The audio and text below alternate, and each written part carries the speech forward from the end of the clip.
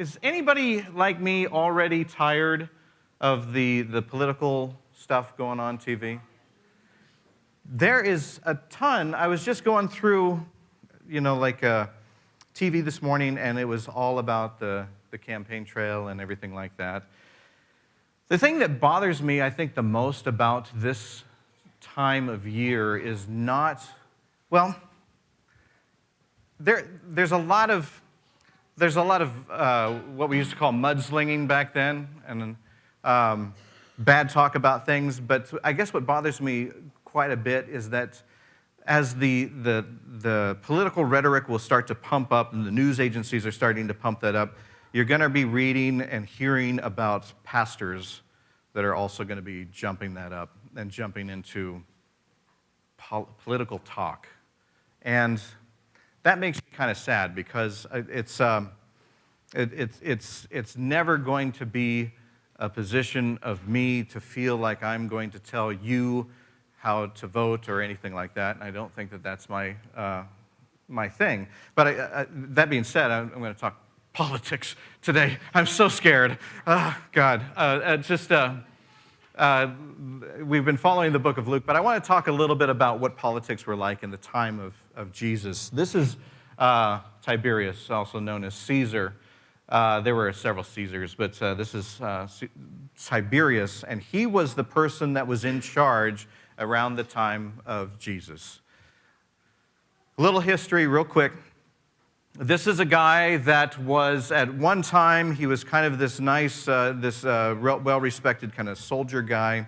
And then when he got into the ring of that he was going to be emperor, he was a little standoffish, didn't want to do that too much. But then he started to think, I'm not going to go beyond the walls of Rome. At the time, people were always trying to conquer other things and grow outside the walls. But he said, we're just going to focus on this, and we're going to strengthen Rome right now. But he also did it from the sidelines. He had this kind of vacation spot that he spent most of his time with. And for the first time in his first part of his ruling, he was pretty much absent. He let people like in the Senate and stuff like that kind of handle the big stuff and the day-to-day stuff, but he kind of did it from the sidelines a little bit. This is an artist's rendering of what people believe after looking at all of the stone things and everything of what he might have looked like. And history actually says he was not an attractive guy, which I pray that's not what people say to me, but that's to be known for that. But in his old age, he actually got this like skin condition where he started to get like these skin irritations on his face and things like that. And so he became in his later years even more of a recluse. And he had people still running the thing, but he was still threatened by people that thought that they were more powerful than him. And during the time that he was first started in his first half, he was kind of like this absent guy, but if he felt threatened by somebody actually jumping ahead in power, then he would intervene. And in his later years, he actually became what many people say that he kind of turned into this monster. Where he would, if somebody questioned him, or if they were not fully in support of him, he would have them killed. As a matter of fact, the person that he actually kind of had doing the day-to-day stuff, he was worried that his power was starting to rise and he was becoming a little bit more popular, so he basically sent a note to the Senate telling them that he needed to be executed right away. Some historians actually say that it was the guy that delivered the note. He actually gave the guy the note to go to the Senate that said basically, kill me. So I've been on dates like that, but it's not, And so this was the coin that he was on and everything. When you were the Caesar of the time, you were considered in many cases, the Savior.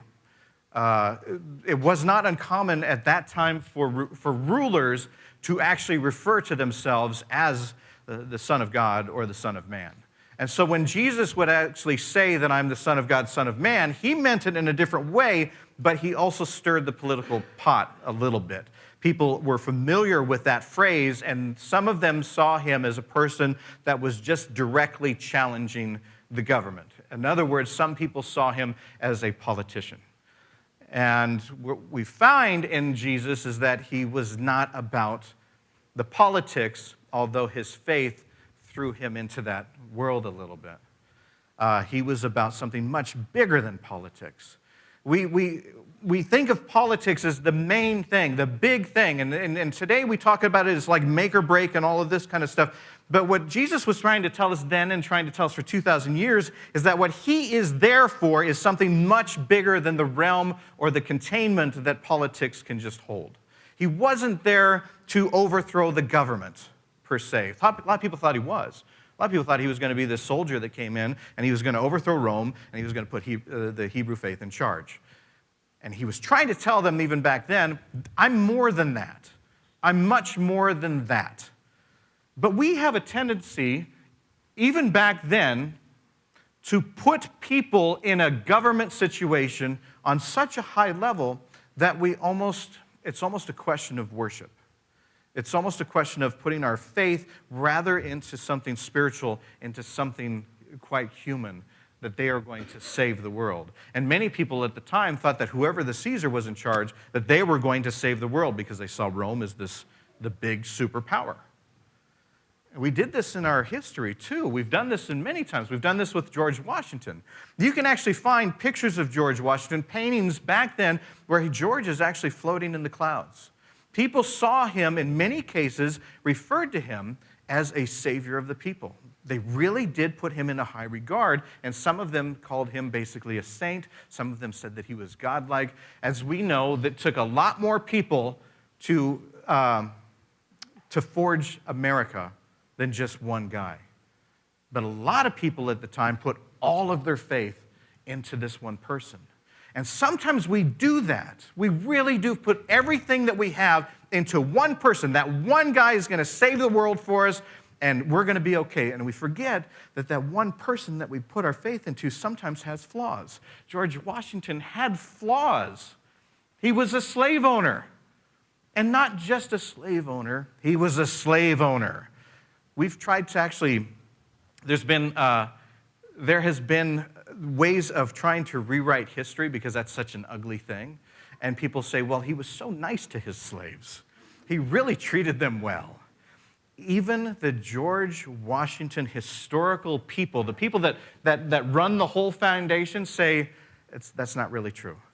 What George did is he gave them exactly what they needed, clothing and food, but nothing above that, because he knew that any extra that he would give them would take away from his profits. And George didn't want to spend any more than he had to. And so they'll tell you that he had a lot of slaves and they got treated just enough to survive. So George could have the... Now, again, I'm not saying George Washington... Please don't go away from here and say, oh, he hates America, he hates George Washington, and it's not that. I'm just showing that when we put our faith into a person, we have to accept the flaws of that person, right? They're a person, and that's what Jesus was trying to tell us 2,000 years ago and still trying to tell us today. We even did this with Abraham Lincoln. We thought that this guy was going to end racism. Hey, they're free. Now we can all sing Kumbaya. You know? Did you know that this guy, at least 2 times, was on suicide watch? He had a large problem with things like depression. There were things of the time that he could not speak of because of the stigma that we would put on mental illness at the time or mental challenges. Thank God we are finally getting to where we are evolving just a little bit more to where we can talk about things like that. But back then, that was a secretive thing. There was actually 2 times that I know of in Abraham Lincoln's life where he had to have friends and family stay with him 24/7 because they were worried he was going to kill himself. And he didn't end slavery, or he didn't end racism. In some parts, he didn't end slavery. He made it a law, but then there were things that came in that were just as bad, like Jim Crow laws and so forth and all that kind of stuff. A person that was trying to do something, but we put a lot of faith into him, and one man couldn't do it all. This guy could. This is Superman. Superhero from 1938 to the present. Still going strong, still looks great. Unfortunately, not real. So that's the downside of that. In our recent politics, though, we have tried to build people up beyond what one person can do. As soon as the inauguration happened, people said, we've ended racism now. Now we'll sing Kumbaya. Of course, then it was We Are the World. But we've solved it. And as we know, that's putting our faith into one person can't solve all of the stuff. You know? We have people, every one of us here has worked for somebody, right? We have had, it's fair to say, we've all had like a manager or something like that, right? We have put them in charge of us. We have not praised them or thought of them as godlike, right? I haven't with the people that have managed me. And I'm not going to put them, I'm going to get in trouble here, but I'm going to get in trouble in so many ways in this one here. I've not put them in a position that I know that they personally can't handle. I have not tried to put burdens on them that they cannot handle in the real world. I have not expected that, and I've not thought of them as someone that is going to solve everything for me. And sometimes we've done that, though, with people that have basically been hired to manage big things, but still a person in charge of something. And we've done this even recently. We've had people that have referred to Donald Trump as a saint, as the new Constantine, as the person that is called by God to set it right. Now, before I move forward here, I want it known that I am not picking a side here, because what I'm saying is we've done this to every politician. And it's almost getting worse because we are building each side up because we see the other side as such a villain. We are building the side that we are on as the person that is going to save everything. We are questioning, we're starting to muddy the waters a little bit on who it is that we are actually worshiping. That's a tricky slope there. 2,000 years ago, Jesus was asked the same thing. He had Tiberius in charge. And there were a lot of people that thought that Tiberius was the guy that was going to come and save everything. He was going to be that guy. And he is that guy, and you don't cross that guy. If you say you don't like Tiberius, you are a traitor. And a lot of them thought that they could trip Jesus up that way. And they said, you're here for everybody, right? You like everybody. You say you like everybody. So do you pay taxes to Caesar? Do you give allegiance to our leader?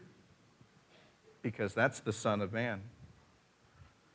And they hoped that Jesus was going to start this political thing. Even the people that were with Jesus were hoping that this would be the thing that would put him on a political bandwagon, and he would pick a side, and he would go that way.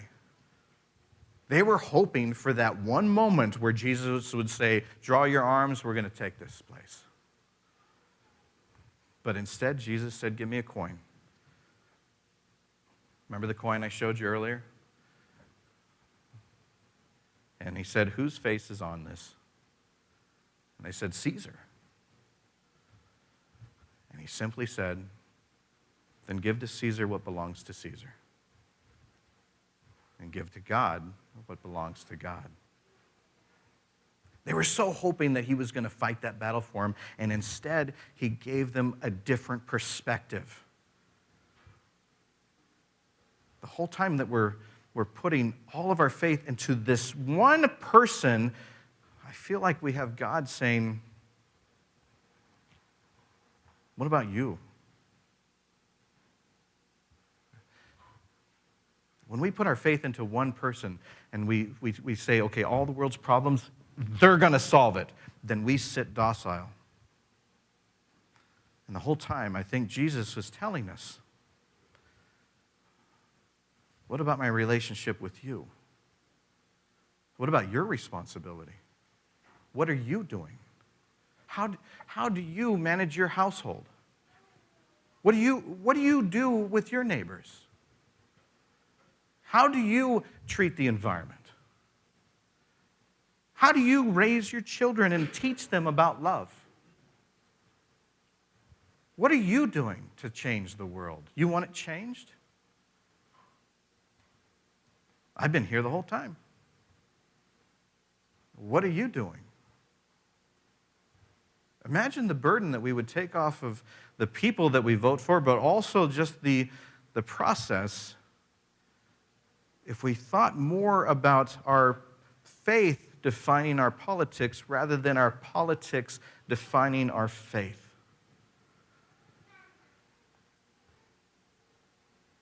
Our politics tells us that we are supposed to be on this side, and by being on this side, it makes us righteous, and by being righteous, that means that we can hate the other side. Our faith is what tells us to love our enemy. Our faith is what tells us to love your neighbor. Our faith tells us that it's not about even a country or a government. It is about God loving every single person on the planet. People that are governed by rich societies and people of third world countries, people that have no faith identification, people that have no religious identification, people that have no political identification. It is about Christ loving every single person on the planet. And that is bigger than anything political. I'll be honest with you. There are people that I agree with, and there are people that I don't. There are people that I root for, and there are people that frustrate the crap out of me. And I'm not telling anybody that's not to do that. We do vote. We are blessed to be able to be the change. But it's not our religion. When we focus so much on our religion, on making our politics a religion, we put our faith in something that is much smaller than what God is. God is bigger than any of this. I pray that I haven't offended anybody here. It's a very hard thing to talk about. But I do want you to know that as we enter this year, the voices are going to get louder, and people of faith are going to jump in, and they are going to tell you that if you don't vote for this person, then you are not of their faith. Our faith is what tells us to love everybody. The hardest thing to do is to be on one side, but to pray for the other side. Not to pray for them to change, but to actually pray for their happiness and well-being. I know. It's hard. There are times I want to kick the set in. I'm just the same. I'm not trying to stand here on a holy box. I'm just saying we are called to worship something bigger and better, and to worship somebody that is saying, okay, now what are you going to do? How are you treating your neighbor? Are you feeding the people that are homeless? Are you clothing those? Are you loving the stranger? Are you accepting the people? Are you promoting a person, or are you promoting love? Because that's what has to come first. I pray it does. Give to Caesar what belongs to Caesar. and give to God what belongs to God.